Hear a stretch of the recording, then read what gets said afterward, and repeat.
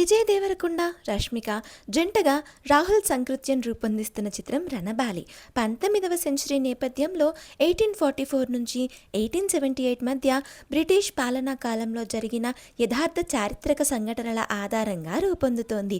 తాజాగా ఈ సినిమా సక్సెస్ఫుల్గా 100 రోజుల షూటింగ్ పూర్తి చేసుకుంది. ఇటీవలే గండికోటలో షెడ్యూల్ చిత్రీకరణ జరిపారు. వారం రోజుల పాటు సాగిన ఈ షెడ్యూల్లో విజయ్ దేవరకొండ, రష్మిక మధ్య వచ్చే ఎమోషనల్ సీన్స్ రూపొందించారు. ఇప్పటిదాకా ఈ చిత్రానికి సంబంధించిన 90% షూటింగ్ కంప్లీట్ అయింది. అవుట్పుట్ పట్ల పూర్తి సంతృప్తికరంగా ఉన్నామని మేకర్స్ వెల్లడించారు.